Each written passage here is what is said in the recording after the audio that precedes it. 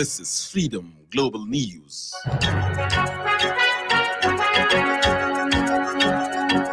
President Muhammadu Buhari says e-Naira would grow Nigeria's GDP by $29 billion in 10 years. Governor Abdullahi Umar Ganduje presents 2022 appropriation bill first week of November. Kano State House of Assembly gives approval to Governor Ganduje to secure 18.7 billion naira loan. And on the foreign scene, military dissolves civilian government and arrests political leaders in Sudan coup.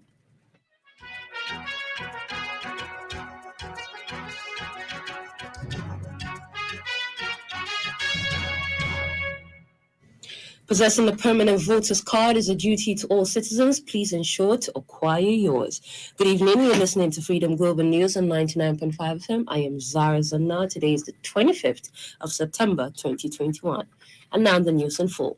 President Muhammadu Buhari says the adoption of central bank digital currency can increase Nigeria's gross domestic product by $29 billion over the next 10 years. Buhari made this submission today while performing the formal unveiling of Central Bank of Nigeria digital currency, e-Naira, at the Presidential Villa, Abuja. He said that by the introduction of the e-Naira, Nigeria had become the first country in Africa and one of the first in the world to introduce a digital currency to its citizens. The president said there were Nigerian-specific benefits of the digital currency across different sectors of the economy. He said that central bank digital currency could also help increase remittances, foster cross-border trade, improve financial inclusion, make monetary policy more effective, and enable the government to send direct payments to citizens eligible for specific welfare programs. Meanwhile, the president has urged foreign envoys in Nigeria to be guided by diplomatic practices to ensure that their activities remain within the limits of their profession. Buhari said this when he received letters of credence from the ambassadors of Japan, the European Union, Burundi, Denmark, Finland, Ireland, Cape Verde, France, Qatar, and High Commissioners of Sierra Leone and Ghana at the State House in Abuja today. He told them that they were assuming diplomatic responsibilities in Nigeria at a very interesting political period. Special advisor to the president on media and publicity, Femi Adesina, disclosed this in a statement titled 2023 Elections Re-Guided by Diplomatic Practices. President Buhari urges foreign envoys. The presidential aide in a statement said the president told the newly accredited envoys that he looked forward to a more robust relationship with each of their countries. Kano State Governor Abdullahi Umar Ganduje will on the first week of November present the 2022 appropriation budget to the state's House of Assembly. This was disclosed today by the governor's commissioner in charge of the Ministry of Budget and Planning, Alhaji Noura Muhammad Nkade, at a two-day fiscal transparency and accountability sensitization workshop organized by the Fiscal Responsibility Commission in Kano. Commissioner Nkade stated that the document will be tabled before the state's Executive Council for approval on Wednesday this week. Nkade, who did not disclose how much is proposed to be presented to the State of Assembly in the next year's budget, he, however, said that the state government anticipates that the document will be ready before the end of the year. Minister of Youth and Sports Development, Sunday Dare, said the federal government will this week commence repair works on the roof and fixing of the grasses of the main bowl at the Obafemi Awolowo Stadium, Oke-Ado, Ibadan in Oyo State. He gave the assurance when the House of Representatives Committee on Youth and Sports Development paid an assessment visit to the stadium. Correspondent Muhammad Sani Oba has details of this and other sports updates. Sunday Dare, who was represented by the Director of Procurement for the Federal Ministry of Youth and Sport Development, Shogun Oke, maintained that no effort would be spared in restoring the glory of the stadium, which was built by Obafemi Awolowo. Meanwhile, Nigeria Football Federation President Amaju Dikpele has said that Leicester City star Ademola Lookman is set to represent the Super Eagles at international level. Lookman was born in England and has represented the Three Lions at youth level, winning the Under-20 FIFA World Cup in 2017. However, the 29-year-old is eligible to play for Nigeria through his parent. The Leicester City forward, who is on loan from RB Leipzig, is yet to play for England's national team and has therefore decided to represent the three-time African champions. In another update, Jurgen Klopp registered his 200 win as Liverpool manager with sensational 5-0 victory at Manchester United yesterday. The German is the fifth Liverpool manager to hit the milestone and become the quickest to reach a double century of wins, hitting the landmark in just 331 games. And on tennis, unvaccinated tennis stars are set to be allowed to play in the Australian Open, but face 2 weeks of hard quarantine and regular testing, according to a letter distributed to WTA players. Australian ministers had said players without jabs would not be able to enter the country for the tournament. But the WTA Players Council says it has been told all competitors will be able to go to Melbourne in January. Muhammad Sanuba, Freedom Radio. The Global News is coming to you from Freedom Radio 99.5 FM. You can send your comments, opinions, and watch us live on Freedom Radio Nigeria on Facebook.com. You can get the link to the site on our website, www.freedomradionig.com. Musa, kai zama cikin mura da majina kafin na san labarin Mixer Grip. Na wahala sosai cikin iyalina. Na bar zuwa wajen aiki na. Kai, har sallah na dinga zuwa saboda mura da majina. Amma Mixer Grip ya yi mun maganin ta. Ban kuma tsallake ko rana ɗaya ba. Mixer Grip? Lalle ka sha maganin Mixer Grip saboda samun sauki daga ciwon mura da kuma majina. Mixer Grip yana da sinadarin paracetamol da kuma phenylephrine. Yawwa! Na ji sauki yanzu sosai Alhaji. Na gode. Mixer Grip an yi shi da gangantaccen kamfanin magani mai suna Orange Drugs Limited. Idan ka ji alamomin mura da majina bayan kwana 3, ka je asibiti ka ga likita. Mixer Grip, kar ka tsallake rana. Samu sauki daga majina. Duk lokacin da kake sanyi da majina. Ingantaccen magani, ingantaccen taimako daga sanyi da majina.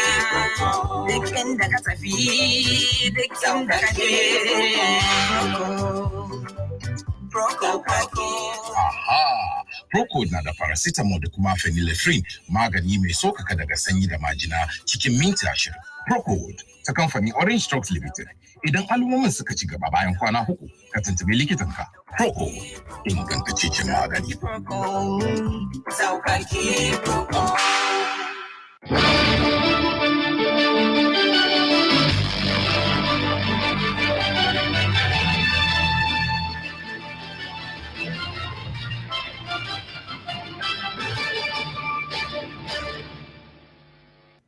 Welcome back. You're still listening to Freedom Global News in 99.5 FM.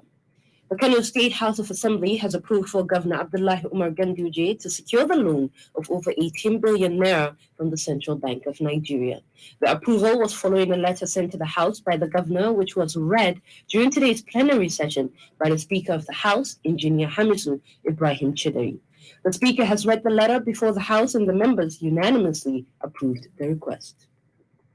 The Right Honorable Speaker, Kano State House of Assembly, request for approval to access the federal government of Nigeria region finance in the sum of 18,746,059,992 naira 57 kobo only.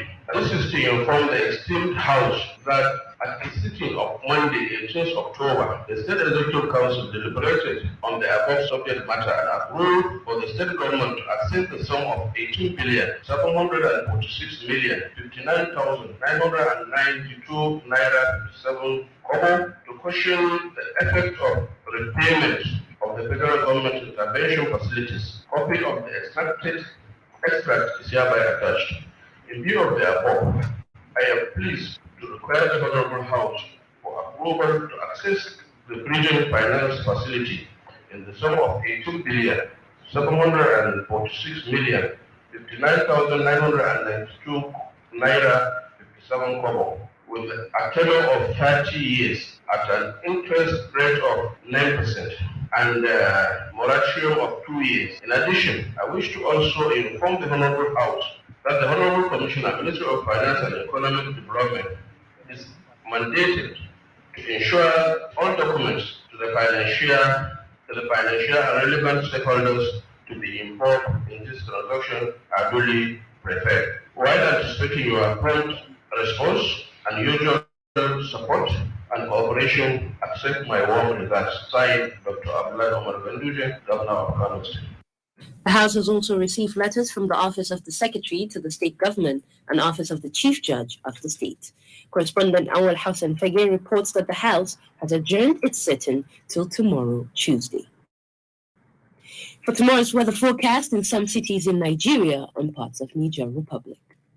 Kano tomorrow morning is expected to have clear sky and light wind at 21 degrees Celsius and later change to sunny intervals at 30 degrees Celsius. Tuesday, Jigawa State will have similar weather condition at 22 degrees Celsius and later change to sunny sky at 30 degrees Celsius. Kaduna will have clear sky and light wind at 21 degrees Celsius and later change to sunny intervals at 29 degrees Celsius with gentle breeze. Abuja is expected to have partly cloudy sky at 23 degrees Celsius and later change to light cloud at 29 degrees Celsius with gentle breeze. Lagos will have partly cloudy sky at 23 degrees Celsius and later change to light rain shower at 30 degrees Celsius at noon. While Maradi and Zindar in Niger Republic is expected to have clear sky and light wind at 25 degrees Celsius and later change to sunny sky at 36 degrees Celsius at noon. Zafra Jan Adam, Freedom Radio. And on the business side of things, Muhammad Abba Abdullahi has all your top stories. The Central Bank of Nigeria has finally launched its central bank digital currency called eNaira. The digital currency has two applications, eNaira Speed Wallet and eNaira Merchant Wallet, which were launched on the Google Play Store and Apple Store today. eNaira is a Central Bank of Nigeria issued digital currency that provides a unique form of money denominated in Naira. Meanwhile, the World Bank has blacklisted 18 Nigerian individuals and firms for engaging in corrupt practices, fraud and collusive practices in its fiscal year 2021. A list of deterrent individuals and companies was presented in a new annual report entitled World Bank Group Sanctions System FY21. The developments were made by the World Bank Sanctions Board, World Bank Chief Suspension and Development Officer, and the African Development Bank. Muhammad Abba Abdullahi, Freedom Radio. And on the foreign scene, a coup is underway in Sudan, where the military has dissolved civilian rule, arrested political leaders, and declared a state of emergency. The coup leader, General Abdel Fattah Burhan, has blamed political infighting. Military and civilian leaders have been at odds since longtime ruler Omar al-Bashir was overthrown 2 years ago and a transitional government set up. Army and paramilitary troops have been deployed across the capital, Khartoum airport is closed, and international flights are suspended. The internet is also down. Reports coming in from Khartoum says large numbers of protesters are demanding the return of civilian rule and that demonstrations have spread to a number of other locations, including the cities of Adbara, Wad Madani, and Port Sudan. We've come to the end of today's global news, but before we leave, a recap of our headlines. President Muhammad Buhari says eNaira would grow Nigeria's GDP by $29 billion in 10 years. Governor Abdullahi Umar Ganduje presents 2022 appropriation bill first week of November. Kano State House of Assembly gives approval to Governor Ganduje to secure 18.7 billion naira loan. And on the foreign scene, military dissolves civilian government and arrests political leaders in Sudan coup. On behalf of the entire production team and I, Zahra Zannah, thank you for listening.